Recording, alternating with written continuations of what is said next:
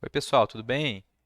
Hoje, então, é a nossa segunda aula da disciplina de construção de algoritmos e programação e a gente vai ver as estruturas condicionais, né? Na linguagem C, existem alguns tipos de estrutura que vão permitir que a gente altere o fluxo de execução do programa, tá? Até agora, com os exercícios que vocês fizeram, eu acredito que vocês já tenham feito todos do primeiro capítulo. E eu acho bem recomendado, se vocês não fizerem, que vocês façam, né? Porque aqueles conceitos já agora já tem que estar um pouco mais assentados na cabeça de vocês. A gente vai e por isso e a gente precisa daquilo para a gente continuar entendendo as coisas, tá? Então até agora o programa de vocês ele era um programa sequencial, que é a primeira forma de organizar as estruturas, organizar o código, né, as instruções do programa.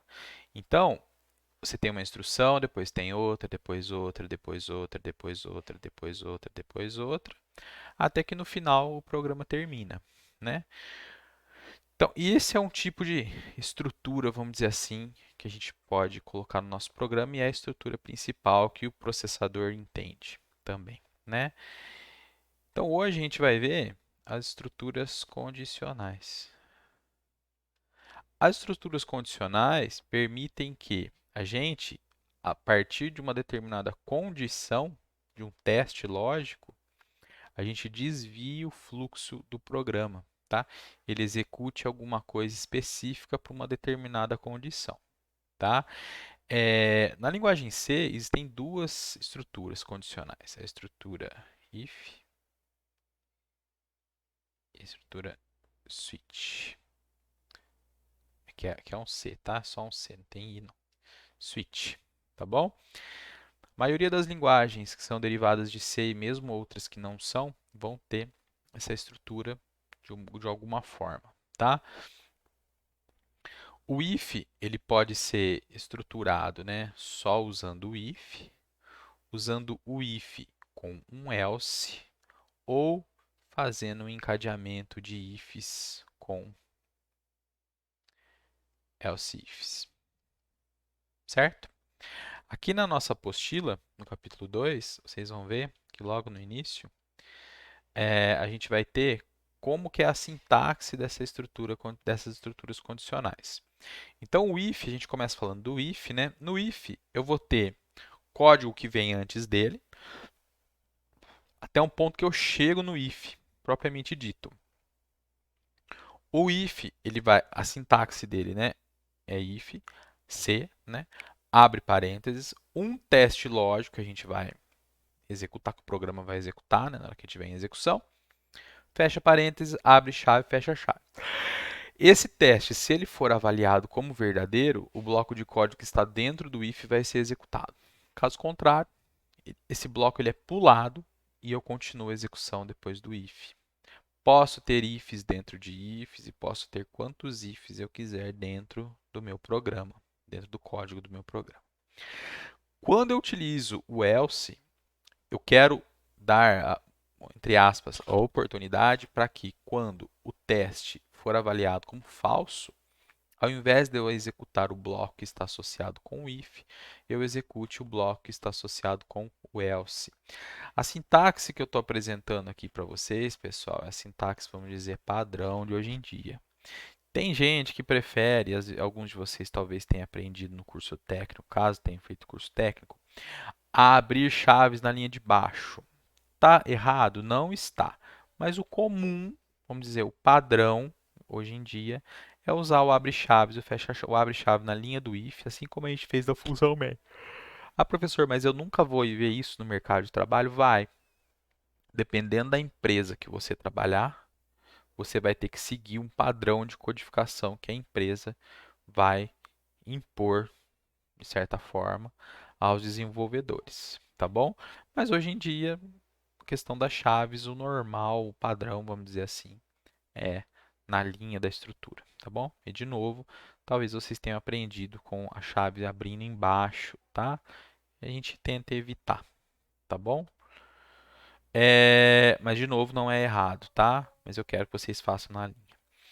E além do if sozinho ou do if com um else, eu posso encadear vários ifs com elses.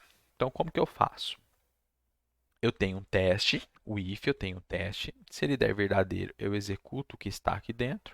Caso contrário, eu tenho um else if com um segundo teste. E esse segundo teste vai ser avaliado. Se ele der verdadeiro, eu executo o que está dentro. Caso não dê verdadeiro, eu vou para o próximo else if, se houver. Né? Aqui tem mais um, executo o teste, se ele der verdadeiro, executo o bloco 7, se der falso, ele executa o else, tá bom? Tudo isso, pessoal, é opcional, você vai usar dependendo do que você quer resolver, tá certo? Vamos dar uma olhada agora em como que eles funcionam, tá certo? Eu vou pegar o meu programa de desenho aqui, eu vou pôr o fundo dele transparente. Vou pôr um preto aqui para eu escrever o código. Vou pôr um azul escuro, tá certo? Então vejam,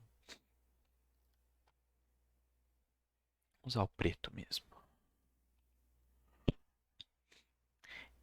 Esse diagrama aqui, a gente está representando como um diagrama de estados aqui. Ele vai representar aquele código lá. Isso aqui é para a gente tentar melhorar o entendimento, tá bom? É quase um fluxograma. Antigamente usava-se uma notação chamada fluxograma para mostrar o fluxo de execução de um programa estruturado, né? Mas aqui a gente vai usar essa outra notação que é um pouco mais simples, não tem diferença entre os componentes, né, que formam ela. Então imagine o seguinte, eu tenho um if, eu tenho um teste, eu tenho um bloco de código.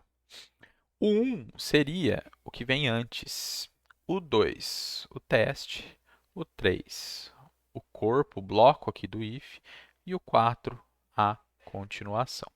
Então, muito bem, eu venho executando, fiz tudo que está aqui no 1, que era o que estava aqui antes, fiz tudo que estava aqui antes, cheguei no if.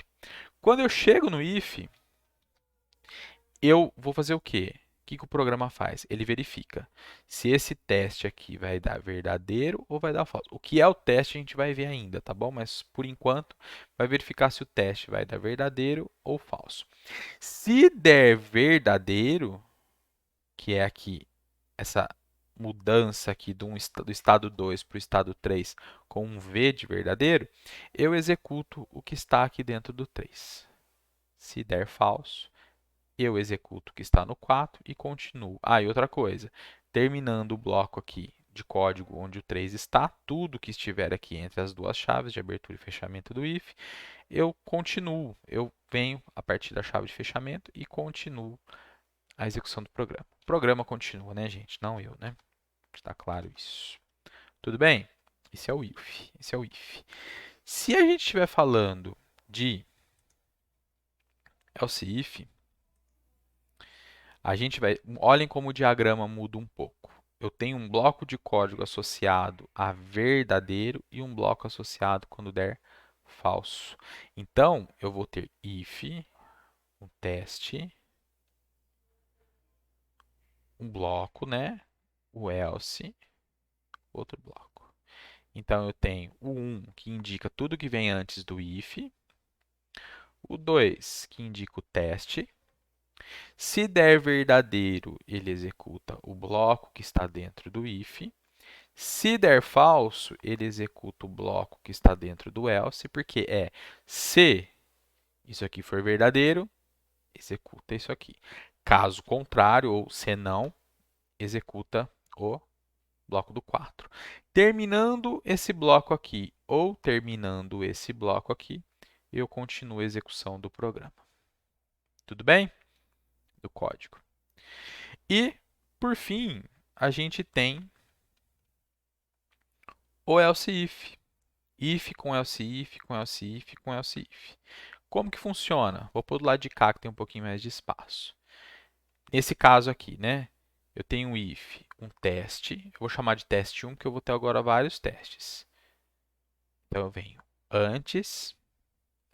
Se o meu teste der verdadeiro, eu executo o bloco do 3, que é o bloco do if. Se não, se o teste 2 der verdadeiro, esse aqui é o meu 4. Depois eu vou executar, vou falar de novo, tá bom? Se der verdadeiro, roda o 5. Se der falso, ele testa o próximo. 6. Se isso aqui der verdadeiro, ele roda o bloco 7. Caso contrário, ele roda o bloco 8. E depois continua a execução. Então vamos acompanhar o diagrama aqui. Vim, cheguei no primeiro teste.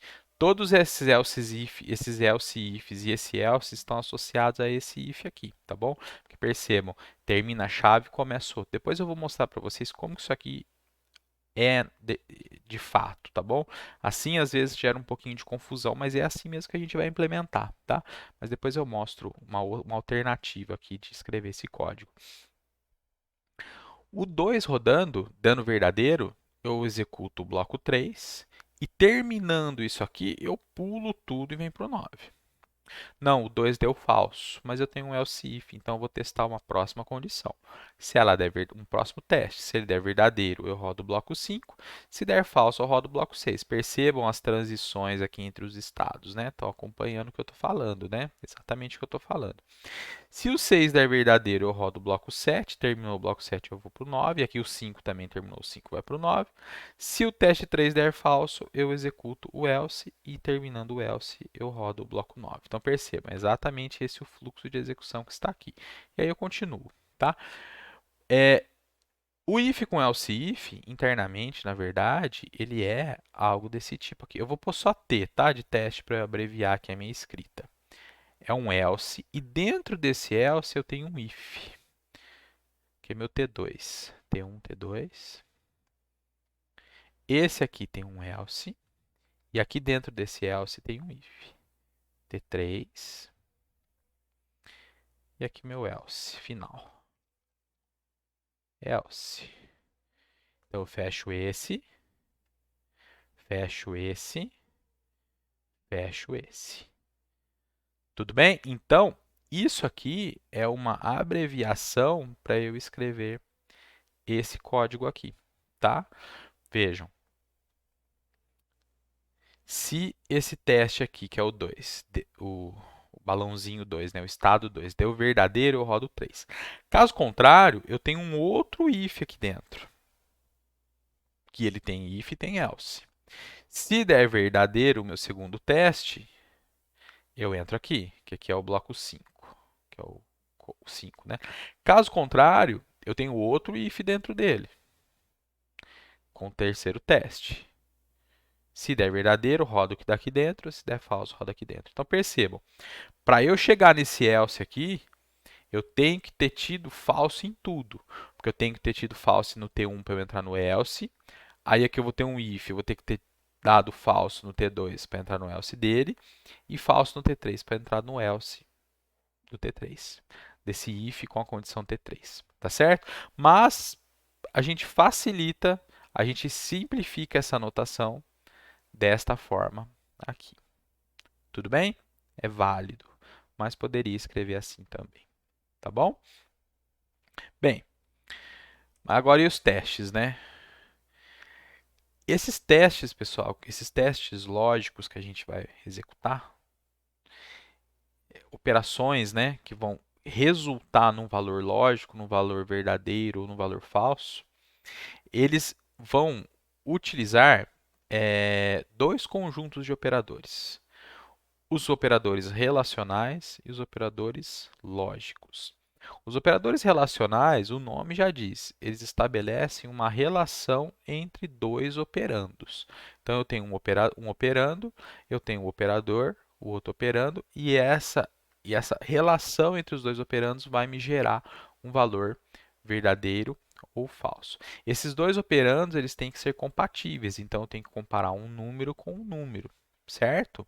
Posso até comparar um char com um número, porque um char internamente ele é um número também, tá? Mas a gente tem que ter sempre isso em mente. Os operandos que estão atuando ali aquele operador que está atuando em dois operandos, os operandos têm que ser compatíveis, eles têm que ser comparáveis entre si, tá bom? Ou seja, eu tenho que conseguir dizer se um elemento, um operando vem antes do outro, se vem depois, se é igual ou se é diferente, tá? Então, esses 6 operadores relacionais são o menor ou igual, o maior ou igual e o diferente. Então, antes de falar dos lógicos, vamos dar uma olhada aqui, ó. Ah, suponha o seguinte, eu tenho 3 variáveis. Int A eu inicializei com 1, int B eu inicializei com 3 e int C eu inicializei com menos 7, tá bom? 3 inteiros, tá? Se eu tivesse um if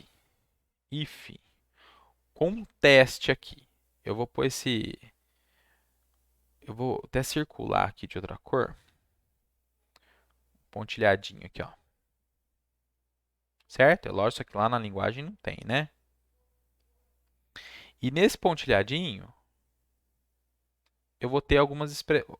A gente vai verificar o valor, o resultado de algumas expressões. Então, por exemplo, A menor que B, B maior que C, A igual a B, A igual a C, C diferente de A maior ou igual a B,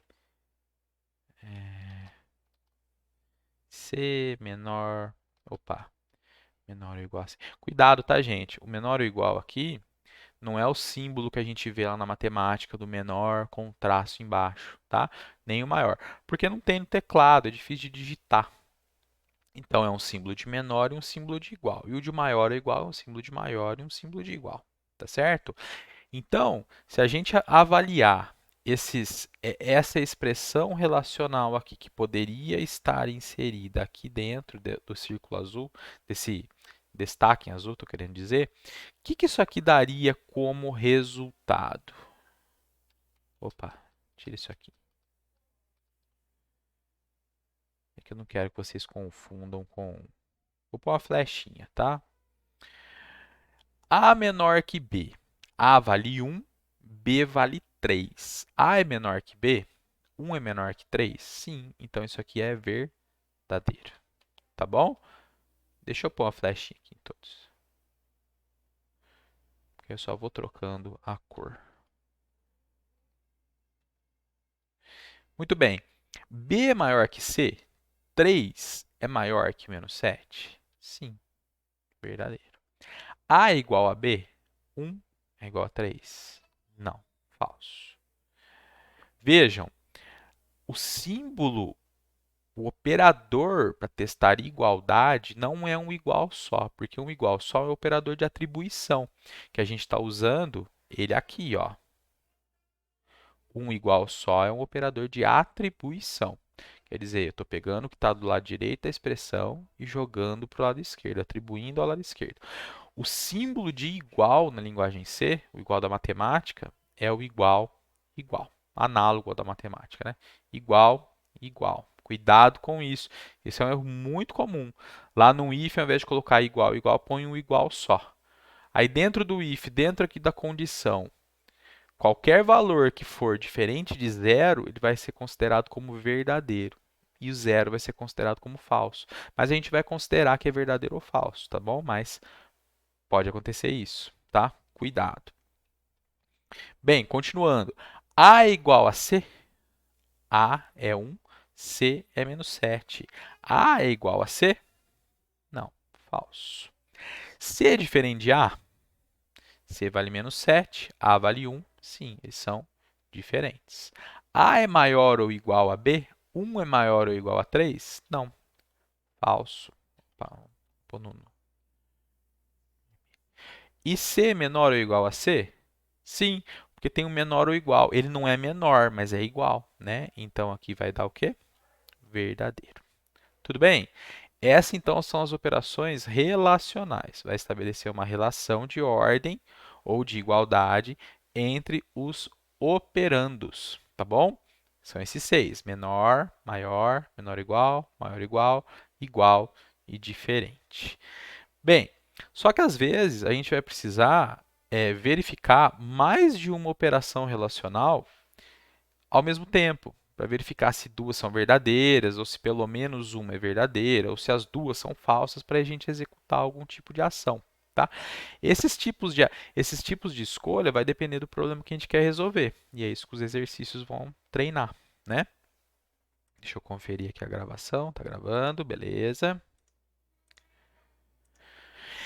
Então, pessoal, quando a gente quer ter mais de uma operação relacional, a gente obrigatoriamente vai ter que usar operadores lógicos. O que eu estou querendo dizer com isso? Eu não posso, até pôr aqui, ó, não pode. Eu não poderia ter, por exemplo, A menor que B, sei lá, maior que C. Esse tipo de expressão, e olha só, cuidado, a linguagem C ela é perigosa. Isso aqui vai compilar, só que não vai agir da forma que a gente quer. Por quê? Quando o A menor que o B for avaliado, A menor que B, nesse caso aqui, A é menor que B? Sim. Isso aqui eu teria um verdadeiro, concordo? Essas duas aqui. E aí eu estaria comparando um verdadeiro maior que C. Não faz sentido, certo? Do ponto de vista lógico. Na linguagem C, valores verdadeiros são valores diferentes de zero. Então, como isso aqui é diferente de zero, pode ser até um negativo, se o 3 vale menos 7 e isso aqui fosse um positivo, isso aqui daria verdadeiro. Mas onde eu estou querendo chegar? Não faz sentido eu comparar um valor que ele pode ser só verdadeiro e falso com um valor numérico, tá bom? Então, para fazer isso aqui da forma correta, a gente tem que usar um dos operadores lógicos. Como eu quero, nesse caso, ter duas condições verdadeiras, ou seja, eu quero que A seja menor que B e que B seja maior que C. Como que eu teria que fazer? Eu teria que fazer assim: A menor que B e B maior que C. Certo? Porque aí sim, eu tenho a avaliação. Nem precisa colocar entre parênteses, tá? Mas se quiser colocar, pode. Por que não precisa? Porque a precedência do operador menor e do operador maior é maior do que a do operador e. Tá? O operador relacional tem precedência maior, é executado primeiro. Como se eu tivesse aqui uma multiplicação, aqui uma soma, aqui uma multiplicação, aqui. As multiplicações vão ser feitas primeiro, para depois fazer a soma. Certo? A adição. Então, A menor que B dá verdadeiro. B maior que C dá verdadeiro. Verdadeiro e verdadeiro. Então tem o E aqui. O resultado disso é verdadeiro. Tudo bem? Então, quando eu quero testar mais de uma condição ao mesmo tempo, e aí vou ter que saber o que eu quero dessas condições, se uma tem que ser, se pelo menos uma tem que ser verdade para entrar no if, ou se as duas têm que ser verdade para entrar no if, que é o caso daqui do A menor que B e B maior que C, tá bom? A gente vai usar os operadores lógicos. Eu já vou falar o funcionamento deles para vocês, tá? A gente tem basicamente três operadores lógicos. A gente tem o e, o ou e o não. O e, para dar verdadeiro, os dois lados da expressão tem que ser verdadeiro. Ou pelo menos um dos lados tem que ser verdadeiro. E o não, ele nega o valor lógico, ele inverte. Se for verdadeiro, não verdadeiro dá falso. E se for falso, não falso dá verdadeiro. Tudo bem? Isso aqui, pessoal, é da lógica booleana, tá bom? Isso aí vocês vão ver em circuitos digitais com o professor Ricardo, com bem mais detalhe, tá certo? Mas aqui a gente começa a ver um pouco, tá? Esses operadores lógicos, a gente pode montar algumas tabelas para descrever eles, que são chamadas de tabela verdade, tá? Então, a tabela verdade do operador lógico e é a seguinte: se eu tenho um operando verdadeiro e eu tenho outro, vamos começar daqui para cá, tá? Se eu tenho um operando verdadeiro e eu tenho um outro operador, um operando verdadeiro também, verdadeiro e verdadeiro, o resultado é verdadeiro. Se eu tenho um verdadeiro e o outro é falso, verdadeiro e falso dá falso. Se eu tenho um falso e um verdadeiro, falso, falso e verdadeiro, dá falso. E falso e falso, dá falso também. Tá bom? O operador lógico ou, basta que um dos lados da expressão seja verdadeira para que seja verdadeiro. Né? Então, ou, a palavra ou já carrega esse significado, e o e também, concordam? Então, o ou. Verdadeiro ou verdadeiro dá verdadeiro. Verdadeiro ou falso dá verdadeiro. Falso ou verdadeiro dá verdadeiro. Falso ou falso, aí não tem como escapar, né? É falso. Eu sempre gosto de dar um exemplo assim com comida, né? Gente, sou gordo, né? Gordo sempre gosta de comida, né? Então, por exemplo, se eu quero ir tomar sorvete e eu quero tomar, para eu ficar feliz, eu quero tomar obrigatoriamente 2 sabores de sorvete. Se um deles não existir, se não tiver na sorveteria, eu vou ficar chateado, concorda? Então, por exemplo, eu quero tomar de chocolate e caramelo. Estou inventando, pensando, 2 sabores, quaisquer aqui. Para eu ficar feliz, tem que ter o sorvete de chocolate e o sorvete de caramelo. Concorda? Porque se um dos dois estiver faltando, para mim não faz sentido. Eu não vou querer. E se os dois estiver faltando, também não quero. Para eu ficar feliz, os dois têm que existir, né? Entre aspas. Tem que ter na sorveteria. Então, eu só vou ficar feliz se existiu de chocolate e existiu de caramelo naquele momento que eu for na sorveteria. Entenderam? Mas se eu for um pouco menos exigente, o ou já me ajuda, porque a mesma história do sorvete. Ó, eu quero ir tomar ou de chocolate ou de caramelo. Então, eu tenho de chocolate e tenho de caramelo, legal, já tenho um dos dois. Ah, eu tenho de chocolate, mas não tenho de caramelo, beleza, estou feliz também. Não tenho de chocolate, mas tenho de caramelo, beleza, estou feliz também. Mas não tenho nenhum dos dois, aí eu fico chateado. Isso aí pode acontecer na vida real, né? Por exemplo, você pede, não sei se vocês já tiveram esse tipo de situação, mas você vai em algum lugar pedir uma comida ou vai comprar alguma coisa e você não acha. Aí às vezes tem um, um substituto para aquilo. Pode ser que aquilo lá sirva, ou se não tem da marca que você quer, não serve de jeito nenhum, certo? Então, o e e o ou a gente pode enxergar aí nessas situações da vida real e é o que a gente vai encaixar nos nossos programas também, tá bom? E o não é a negação, certo? Não verdadeiro dá falso e não falso dá verdadeiro. Tudo bem, pessoal? Aqui essa tabelinha está mal dividida, né? Ah, eu vou pôr, depois eu vou trocar. Eu vou colocar esse aqui mais clarinho e esse aqui mais escuro, porque aí dá a mesma ideia que os outros, né? Não sei porque está invertido assim. Deixa eu até anotar, porque aí eu já corrijo. Tabela do não. Tudo bem, pessoal? Para terminar a parte do if, a gente tem também um operador, que é um operador que atua sobre 3 operandos. A gente chama de operador ternário. Que no código a gente codifica ele é representado pelo símbolo de interrogação. Então ele funciona de forma parecida com o if, tá? Só que sempre que eu uso ele obrigatoriamente ele vai ter que me gerar um resultado. O que quer dizer isso? Então olha aqui só, olha só aqui. Int n igual a 20. N é par? Se sim, retorna 1. Caso contrário, retorna 0. Olha só. Como que eu verifico se um número é par? Se o resto da divisão, lembra do operador do resto, do operador do módulo? Se o resto da divisão de n por 2 for igual a 0, n é um inteiro, 2 é um inteiro, o resto da divisão inteira vai ser 0 ou vai ser alguma coisa, vai ser um número, certo? Se for 0, quer dizer que o número, que o numerador da divisão, ele é divisível, ele é múltiplo do denominador. Não é isso? Isso aí é, né, coisa básica, né, teoria dos números. Então, se o n for divisível por 2, ou seja, se ele for par, o resultado da expressão é 1. O resultado disso aqui é 1. Caso contrário, é 0. Então, a sintaxe é um teste, que pode usar os operadores lógicos também, se quiser. Interrogação, um valor que vai gerar como resultado ou outro valor, tá bom? Para expressões simples assim, é válido usar o operador ternário. Mas só que a gente vai ver depois um exemplo ali mais para baixo, que o operador ternário, se ele for mal usado, ele não é muito legal, tá? Então vejam aqui, ó.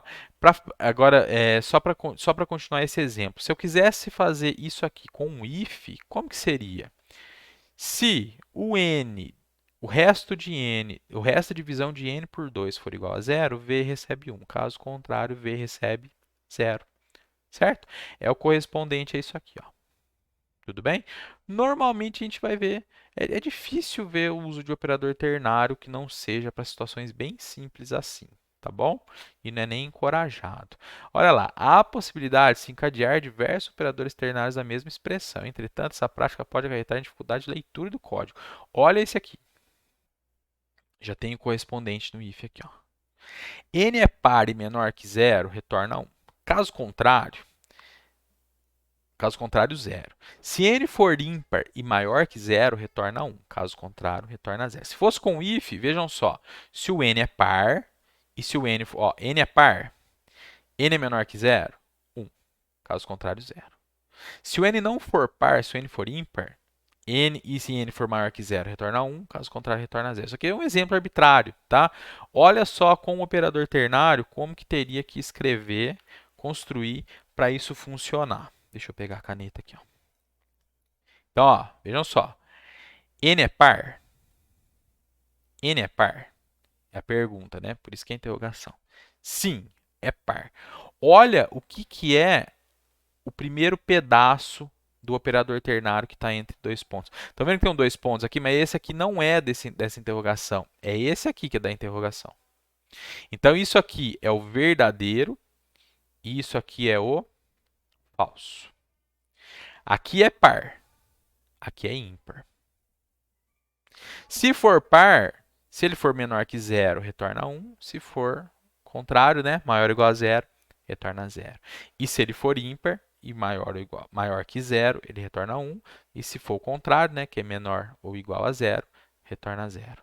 Percebam, fica muito mais difícil de enxergar, né? Vou em vermelho aqui. Fica mais difícil de enxergar, mas é exatamente isso aqui. Por isso que é desencorajado usar, tá bom, pessoal? Porque na hora que você escreve o código, você lembra, você vai lembrar o que aquilo ali está fazendo. Mas daqui uma semana, se você olhar, é difícil de relembrar só de bater no olho e entender o que está acontecendo, tá bom?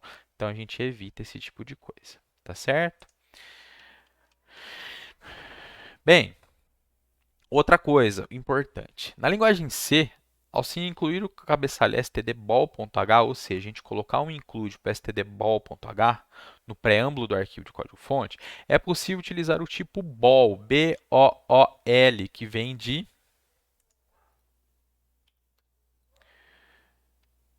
Boolean. Acho que era George, acho que é George Boole, que inventou a lógica, né? Essa notação lógica aqui, lógica matemática.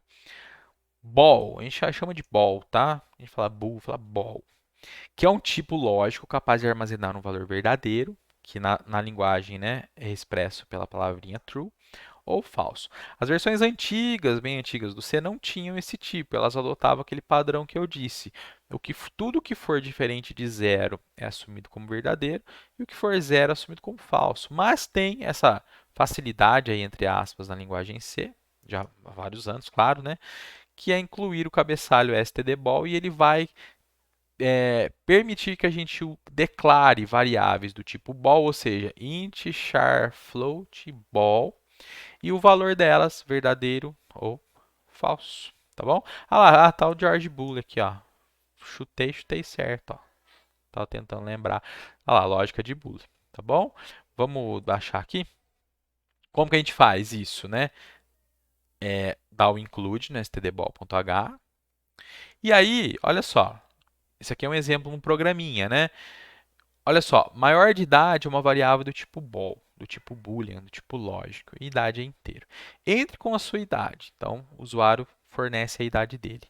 Se a idade for menor que 18, falso é o valor que indica falso. Olha o que eu vou colocar. Maior de idade igual a falso. Caso contrário, maior de idade igual a true. Vejam outra coisa interessante. É lógico, percebam, se isso aqui for verdade, eu quero que a variável maior de idade receba falso. Se isso aqui for mentira, né, for falso, eu quero que a variável maior de idade receba verdadeiro. Então, olha só, se a idade for menor que 18, quer dizer que eu não tenho um maior de idade. Então, vai dar falso e entrar aqui.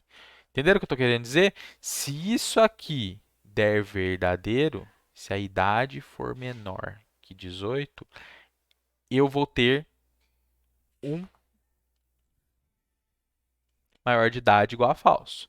Caso contrário, maior de idade igual a verdadeiro. Agora vejam aqui, é análogo, né? Se eu tenho 15, 15 é menor que 18? Verdadeiro. Aqui, gente, está errado, né? Eu teria que substituir por... Eu preciso corrigir isso também. Olha só. Terceiro ano já usando essa mesma apostila. E a gente vai pegando os erros depois, né? Vejam só. Se idade for 15, 15 é menor que 18, é verdadeiro. Verdadeiro guarda em maior de idade, aí não é mais... Tá errado, não é? Então, ele não é maior de idade. Então, o que que eu tenho que fazer? Posso resolver de duas formas. Ou eu ponho idade maior ou igual a 18, porque aí 15 é maior ou igual a 18? Não. Então dá falso, maior de idade é falso. Ou então eu posso fazer o seguinte, negar o idade menor que 18. Certo? Vou corrigir isso aqui, ó. Peguei mais um errinho aqui.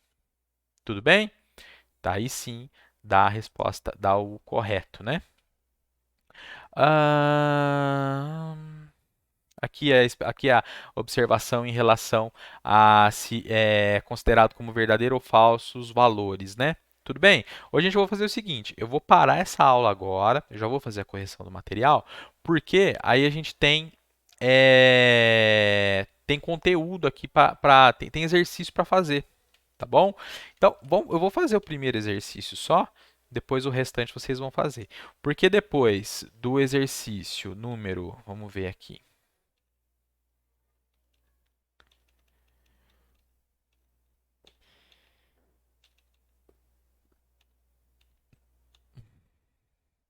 Depois do exercício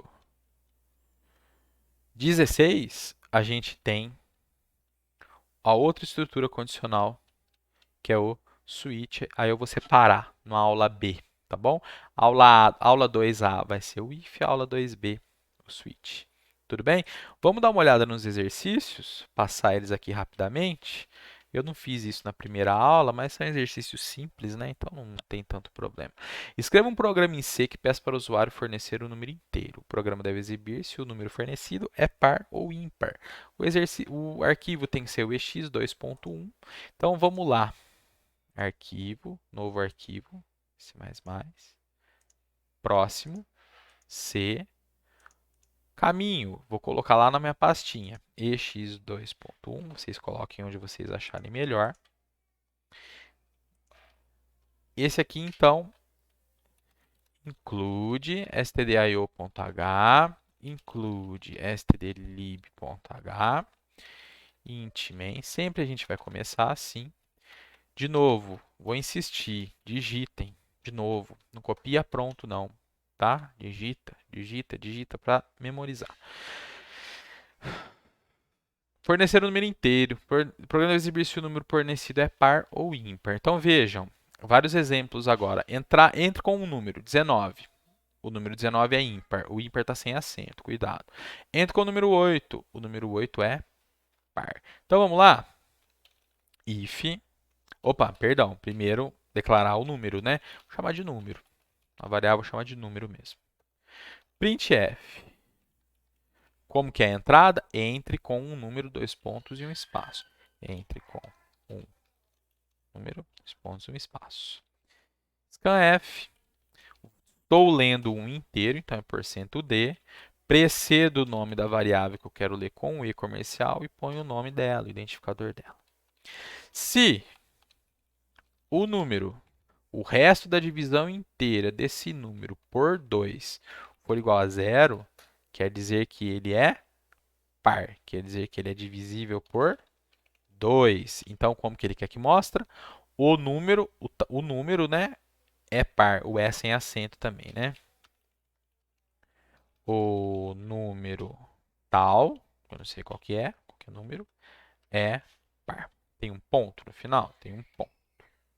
Caso contrário, opa, faltou coisa aqui, né? O que faltou? O número, né? Que eu quero jogar o valor da variável número aqui dentro. Printf, o número centro de é ímpar.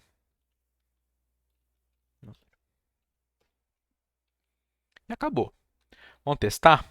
F9, ou clica lá no Build and Run, né? Forneça o número 19.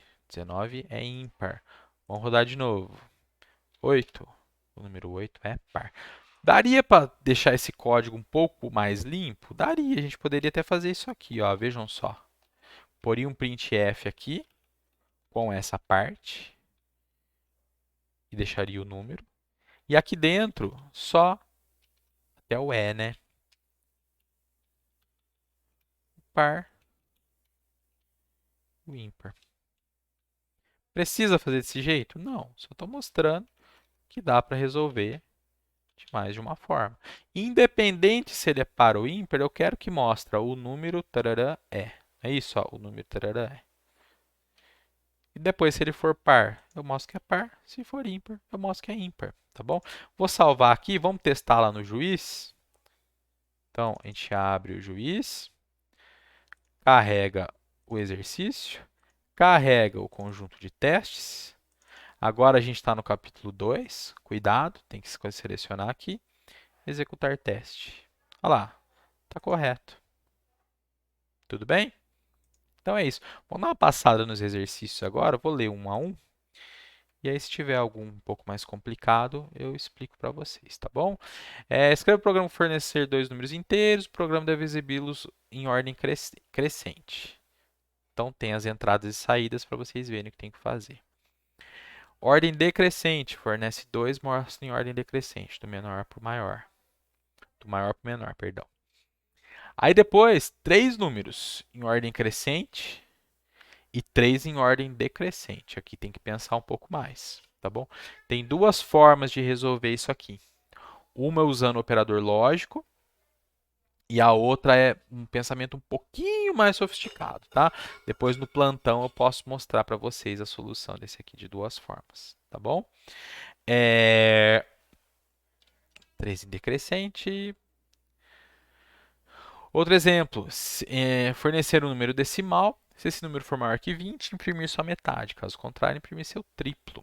E imprimir a saída com duas casas decimais. A maioria dos programas que usarem número float, variável float, eu vou pedir para formatar a saída usando duas casas decimais, tá? Aqui também trivial. Acho que o restante é bem simples, tá, pessoal? É só ler e pensar. Vai usar o que eu acabei de ensinar para vocês, tá bom? Não vai usar nada diferente disso, não precisa de saber nada além de tudo isso. Só tem que pensar um pouquinho em como encaixar essas coisas aqui, por exemplo, né? Aqui talvez valha a pena falar. Esse símbolo aqui, ó, que é um A sem o tracinho do meio, ou uma casinha, ou um circunflexo grande, ele denota E, tá bom? Então, para um triângulo de lados ABC existir, isso aqui tem que ser verdade. Ou seja, o valor absoluto da diferença de A e B tem que ser menor que C, C tem que ser menor que A mais B, e, de novo, o valor absoluto de A menos C menor que B e é menor que A mais C, e outra condição. Percebam, isso aqui vai ter que ser traduzido para 1, 2, tem um terceiro E aqui, quarto, 5, 6, 7, 8, 9, um if com 9 E's. 9? 2, 4, 6, 8 E's, tá certo? Com 9 pedaços, né? E vocês vão ter que pensar como fazer isso aqui, tá bom? Olha lá, que tem um exemplo, né, para esse triângulo aqui que existe. Tem várias entradas e saídas e os programas de vocês tem que ficar correto para tudo isso. Eu acho que não tem muita dificuldade aqui não, tá? O que vai ter que pensar um pouquinho mais é esse programa 16 aqui, que é para converter um número em um número decimal para um número romano, tá? Tá lá, número 1 é o I, número 5 é o V, número 10 é o X, número 50 é o L, número 100 é o C, número 500 é o D e o 1000 é M. Então, como vocês já sabem, dá para realizar, aqui tem que pensar um pouquinho, a conversão, fornecer um número inteiro, mostrar um número romano. Dá para fazer de 1 a 3.999 com o mesmo código, tá certo? Assumindo que o nosso M aqui vai até 3.000, tá certo? Aí o 999 gerando uma composição desses aqui. Vocês já viram o número romano, tenho certeza, na escola, né? Ou pelo menos já ouviram falar. Dá uma corrida atrás para ver como que faz isso. Outra coisa, eu vou fornecer para vocês, eu vou até fazer isso já. Tá no Moodle, tá? Mas eu vou colocar isso também para vocês. O valor os valores dos números romanos de 1 até 3.999 para vocês poderem testar, né? Deixa eu pegar lá no Moodle e eu já jogo aqui. O Moodle também já está preparado.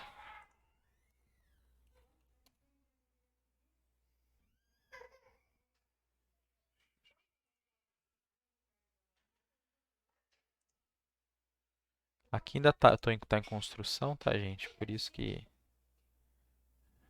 eu já dei uma boa mexida aqui. Aqui, ó, no Moodle tem. Eu vou colocar na pastinha. Caso alguém esteja assistindo o curso também, que não seja do Instituto, porque eu estou deixando público as aulas, né? Aí já consegue acessar, tá? Presencial, C1, exercícios, aqui, colei aqui. Tudo bem? Então, pessoal, eu vou fazer aquelas duas correções na lista, tá?